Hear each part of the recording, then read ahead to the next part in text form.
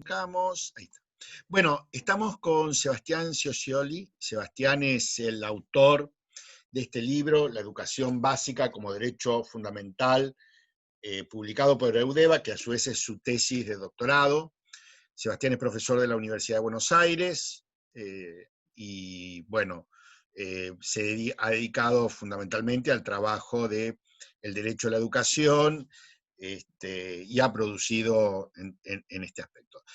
Sebastián también es el autor del texto que tenemos en la bibliografía obligatoria para todos. Así que, bueno, como lo conozco a Sebastián, aparte de ser colega y amigo personal, vamos a hablar con él sobre la cuestión del derecho a la educación y fundamentalmente el capítulo 1 de base constitucional. Gracias, Seba, por el aporte. No, a vos, Sergio. En primer lugar, Seba, ¿cómo se modificó el derecho o las concepciones del derecho a la educación desde la sanción de la Constitución del 53 hasta la actualidad? ¿Cómo vos podrías señalar los principales ítems al respecto? Bueno, mirad, tengamos que considerar que naturalmente hay un doble análisis para hacer que tiene que ver con, por un lado, en el plano internacional, en el movimiento del constitucionalismo, ¿no? Ocurrieron grandes cambios desde 1853-60, la Constitución Histórica Nacional, hasta el 1994, ¿no? O sea, en el medio tuvimos todo el cambio del constitucionalismo social, que claramente va a tener un impacto a nivel internacional después de la posguerra, de la primera posguerra y sobre todo después de la segunda también. Y en Argentina todo lo que es el peronismo y la constitución del 49, más allá de después que fue abrogada, naturalmente tuvo impacto, hasta llegar digamos, al constitucionalismo internacionalizado, dentro del cual se inscribe, por así decirlo, la reforma del 94. Si te parece, uno puede analizar quizás estos cambios o estos impactos en las diferentes concepciones del derecho a la educación, desde 1853 y 1994, quizás como en tres planos, ¿no? Uno sería el plano, del rol del Estado, el otro plano sería quizás cómo esto tiene impacto en las políticas educativas o en las políticas públicas, en el derecho infraconstitucional, que seguramente incluso después podríamos hablar en otra ocasión, y después lo que tiene que ver quizás con un plano más jurídico, pero que tiene impacto en la ciudadanía en general, que tiene que ver con la percepción de exigibilidad de ese derecho, o sea, de si sus contenidos, cuáles son sus contenidos, y si esos contenidos son verdaderamente obligaciones para el Estado, y uno puede reclamar esos derechos cuando están siendo afectados o no están siendo prestados como es debido.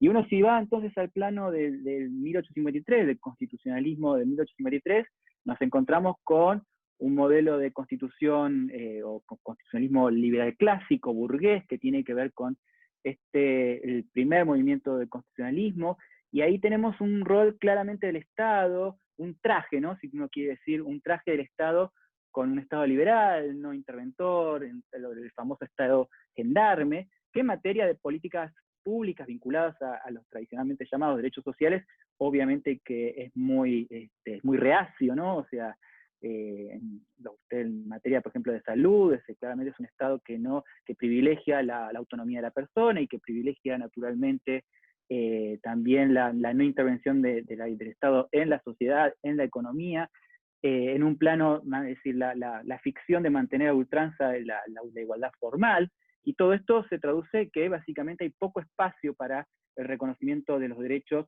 como el derecho a la educación en sí como derecho social. Ahora, acá, una vez que hago esta introducción general, uno conviene hacer un paréntesis en el caso argentino. ¿Por qué? Porque cuando en el caso argentino, ¿dónde vemos que quizás hay una concepción determinada liberal del derecho a la educación? Bueno, no habla de derecho a la educación la Constitución Histórica de 1853-60, ¿no? Habla de un derecho, más que un derecho, una libertad, propiamente hablando, de enseñar y aprender, y con un énfasis fundamentalmente en la enseñanza, en quien desempeña esa tarea, ¿no?, de docente o de ejercicio de su profesión, más que el rol del niño o de la persona que aprende, ¿no? Entonces, ahí claramente hay un marco que destaca una determinada versión o un determinado perfil liberal de la concepción de educación. Pero no obstante esto, uno podría decir que la educación en la Argentina, aunque no tenga unas características propias de derecho al inicio del constitucionalismo liberal, sí tiene características propias de un servicio público. Y eso es interesante porque el reconocimiento de la educación como un servicio público importó determinadas obligaciones a cargo del Estado en términos de prestaciones, digamos, generales, uniformes, obligatorias, que el Estado se comprometía para toda la ciudadanía, y esto se ve claramente en la expansión, sobre todo, en el terreno de la acción del gobierno central hacia las demás provincias y hacia todas las demás jurisdicciones, sobre todo en materia de educación básica, no tanto quizás en el ámbito de la educación secundaria y en la educación universitaria, que eso va a venir después, pero sí claramente en la educación primaria, en tanto que enseñar esos valores o determinados contenidos mínimos forman parte de un proyecto político de la nación a armar, ¿no? Dentro de la idea de conformar el Estado-Nación, digamos, consolidación del Estado Nacional, que surge sobre todo a partir de 1890 en adelante, hay una política en ese sentido, y esto se traduce claramente en unas determinadas prestaciones. Entonces, ahí hay un punto interesante, que es una diferencia que se da en otros países, que no se da en otros países, en otras regiones a nivel mundial, sobre este interés de la educación. No como un derecho, pero sí como una prestación a cargo del Estado. Y esta es una diferencia en cuanto a un derecho, porque bueno, el Estado da determinados servicios, pero ahí falta la subjetividad, o sea, el individuo no es sujeto de derecho, ¿no? Hay un deber objetivo del Estado hacia la ciudadanía, pero el administrado, el sujeto que se beneficia con esa prestación, no hay un derecho claro a reclamarlo, ¿no? Y por eso, si uno traduce o ve o analiza las instancias de exigibilidad de esos derechos, va a ver que prácticamente es nulo, o sea, no había un poder judicial, no había unas instancias donde uno podía reclamar determinadas prestaciones de contenido de esa educación como un derecho, ¿no? Entonces, ahí básicamente sí se replica ese patrón liberal de falta de herramientas y de reconocimiento del derecho de la educación como un derecho. Y ni hablar de posibilidad incluso de pensar en una exigibilidad o en un reclamo a nivel colectivo, ni mucho menos, ¿no? Todo se traducía en todo caso a un nivel muy del individuo, ¿no? Muy subjetivo. Cuando uno quizás pasa al plano, ¿no?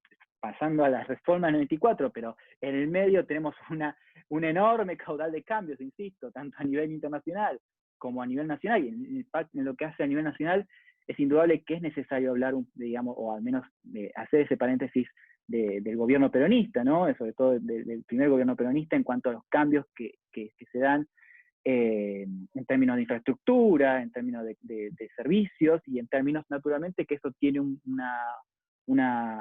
digamos, se perfila o tiene impacto también en el nivel constitucional, que es lo que refleja la cuestión del 49. Que aunque se haya sido abrogada, pues naturalmente tuvo impacto, dejó cosas, ¿no? Como el artículo 14 bis, y a partir de ahí, obviamente, se consolidó, o al menos, no sé si se consolidó, pero uno podría decir que claramente en la Argentina unos primeros pasos, o la primera consolidación del Estado argentino como un Estado social de derecho, con todas las discusiones que podemos decir sobre si Argentina fue efectivamente durante el peronismo un Estado social de derecho, un Estado benefactor, si fue de un modelo igual que el welfare state o no, pero hay bastantes notas que podrían darlos con ciertas similitudes, dejando al margen, ¿no?, la discusión que uno puede dar sobre si efectivamente fue un Estado social de derecho, pero sí, sobre esa base, claramente se montaron muchísimas políticas que perduran incluso hasta las 90. Aún así, cuando la reforma del 94 se lleva a cabo, sabemos que se lleva a cabo en un contexto de coyuntura económica, social y política muy distinto, en el sentido de que, por un lado, había unas políticas de reajuste, de centralización, de regulación, ¿no?, de privatización, que claramente afectaban a la educación, o a la salud, o a otros derechos sociales, pero sin embargo en el ámbito constitucional, en la norma constitucional, se plasma algo totalmente distinto, se plasma un reconocimiento de un Estado que consolida ese Estado social de derecho, y hablamos ya de un Estado constitucional de derecho, o sea, una vara más alta que un Estado de derecho tradicional, ¿no? Y esto lo vemos en varios aspectos, ¿no? Lo vemos justamente desde el aspecto más importante, que es la introducción del derecho internacional de derechos humanos en el lo que llamamos bloque de constitucionalidad federal, o sea, que la Constitución Nacional incorpora en su texto todos los tratados internacionales de derechos humanos con jerarquía constitucional que están reconocidos en ese artículo 75 y 22. Y que ahí ya claramente no hablan de una libertad de enseñar y aprender, sino que hablan de un derecho a la educación con nombre y apellido. ¿A qué me refiero con esto? A que ahí, cuando hablamos de educación, ahí ya estamos precisando qué es educación. O sea, educación tiene un determinado contenido, habla de determinados niveles, inicial, primario, secundario, universitario. La educación tiene determinadas características, digamos, para definirla, con obligaciones muy concretas a cargo del Estado en términos de disponibilidad, en términos de accesibilidad, en términos de calidad. Y cada uno de esos términos no son tan, digamos, más allá de cierta amplitud que suponen el derecho internacional de derechos humanos, tienen un índice conforme al cual, por así decirlo, una variable conforme al cual uno puede medir efectivamente si el Estado está, que está obligado ahora, cumple o no cumple, ¿no? Es decir, y esto importa también en términos también de la exigibilidad, ¿no? La otra pata que también estábamos analizando anteriormente. ¿Por qué? Porque frente a una obligación clara del Estado, es decir, no se cumple de cualquier manera, tiene que el Estado cumplir con esas prestaciones, mayormente prestaciones de hacer, y de manera suficiente. Y ese suficiente se puede medir, se puede evaluar, entonces es mucho más fácil en términos de hoy reconocer la exigibilidad, con todos los desafíos que implica muchas veces incluso la exigibilidad en materia de derechos sociales en general, pero es mucho más fácil, ¿por qué? Porque tenés la posibilidad de decir, bueno, el Estado hizo esto, pero esto, a la luz de todo este combo de derecho internacional de derechos humanos, ¿es suficiente? O sea, es un incumplimiento defectuoso, o es un incumplimiento, una omisión parcial. Porque también que todo este avance que se ha dado en el derecho internacional de derechos humanos y toda la jurisprudencia y la doctrina que han hecho los tribunales internacionales de derechos humanos, por caso en la Argentina, tenemos por excelencia el sistema de protección regional de los derechos humanos, que es la Comisión Interamericana de Derechos Humanos y la Corte Interamericana de Derechos Humanos, que han hecho mucha producción, han hecho mucha interpretación, y que dijeron, bueno, es fácil, digamos, no es más fácil, es más posible evaluar, ¿no? Frente incluso al Poder Judicial o frente a otras instancias, incluso administrativas, analizar si se cumple o no esa prestación.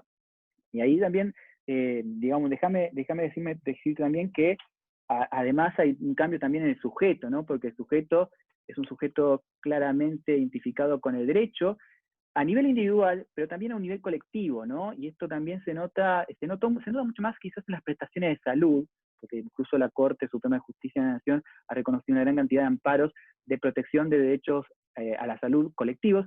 En educación no hay tantos, pero sí hay en los tribunales más, digamos, locales, como la ciudad de Buenos Aires, o en algunos otros de algunas jurisdicciones más, como la provincia de Buenos Aires. No han llegado casos a la Corte, pero sí también hay un cambio ahí también en cuanto al sujeto, ¿no? Titular de ese derecho. Y quizás me adelanto también a comentarte que no es solo quizás, digamos, la incorporación de los tratados internacionales de derechos humanos es la parte quizás más medular, ¿no? Del aporte que hace la Constitución la reforma de la Constitución 94 al derecho a la educación, pero sin duda hay otras cláusulas en la reforma constitucional que tienen, que aunque incluso son indirectas, no están relacionadas de manera directa con la educación, porque no es que hay una cita a la Constitución expresa, tienen impacto fundamental en ella. Y uno de ellos, por ejemplo, es la idea de la igualdad real o la igualdad material, ¿no?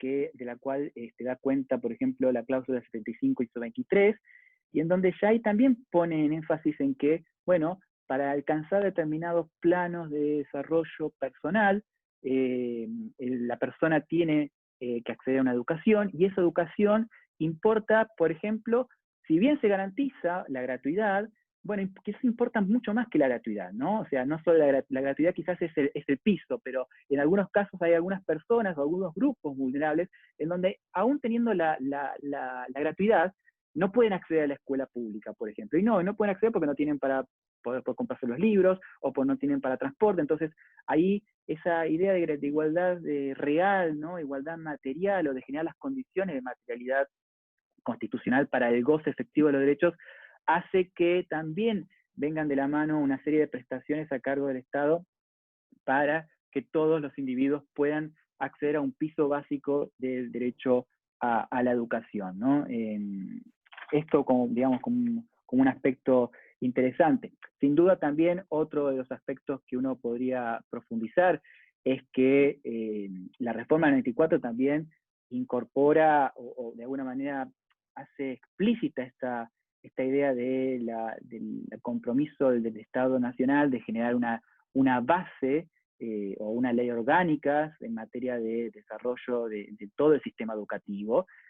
Recordemos que hasta 1995 nosotros no habíamos tenido nunca una ley única que bloqueara todos los sistemas educativos en una misma norma, y eso también de alguna manera tuvo un aspecto también positivo porque permitió plasmar no solamente los distintos niveles educativos, sino también contenidos y prestaciones determinadas dentro de cada uno de esos contenidos, ¿no? Y eso de alguna manera generó cierta uniformidad que ha sido positiva, más allá de las características que después tenga la aplicación de una ley. Sabemos que el plano formal, ¿no?, tanto a nivel constitucional como de las políticas públicas que se plasman en legislación o en resoluciones inferiores, siempre van un poco a veces digamos, desfasadas del plano real, ¿no? Del plano donde ocurren un montón de factores que pueden influir para bien y para mal, ¿no? De socioeconómicos, culturales, económicos, ideológicos, etc.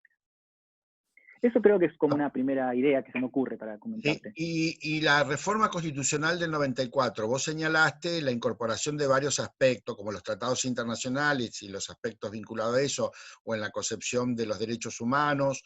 Por el otro lado, señalaste algunos principios constitucionales en torno a la igualdad real que aparecen enunciados sobre todo el artículo 75, si mal no recuerdo, ¿no? Sí. Digo, ¿qué otros aspectos más aparecieron en la reforma constitucional del 94 vinculados a aspectos educativos? O algunos, no todos obviamente, pero ¿cuáles te parecen que fueron los hitos más importantes al respecto?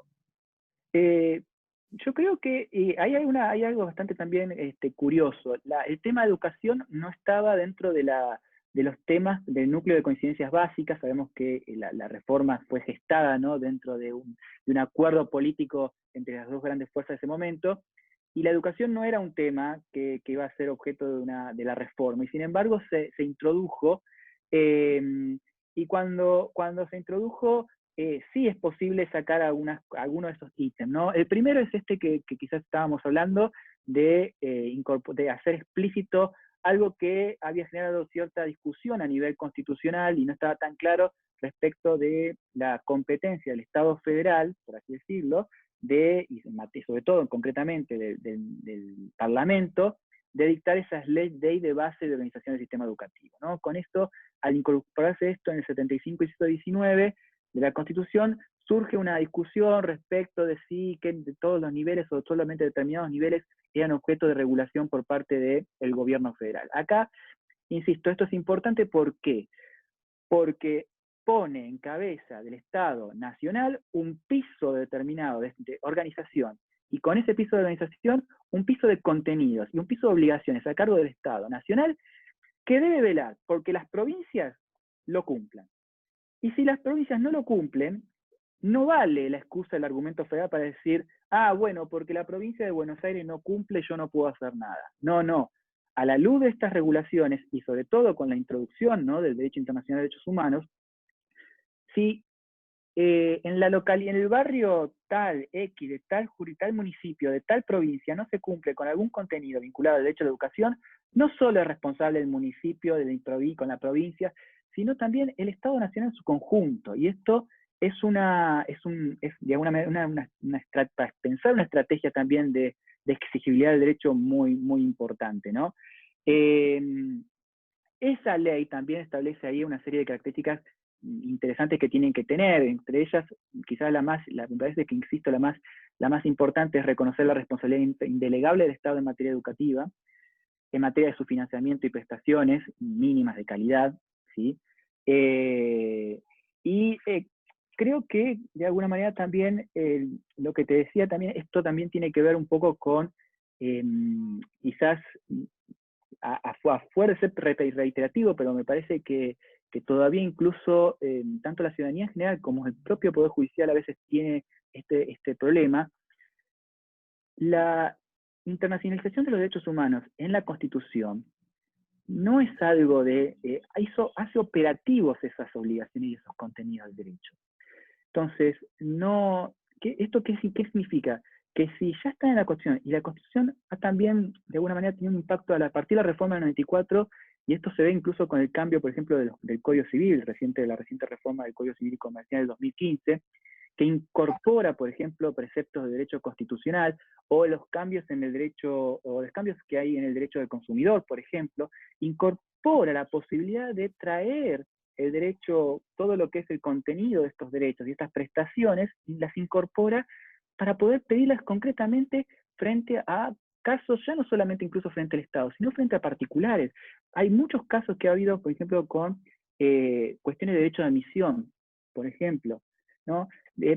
Cosas que antes quizás eran, bueno, pero esto forma parte del servicio, un contrato entre el particular con el servicio educativo, digamos, la escuela privada con el particular, el derecho de admisión, el derecho de qué pasa con el pago de la cuota o no.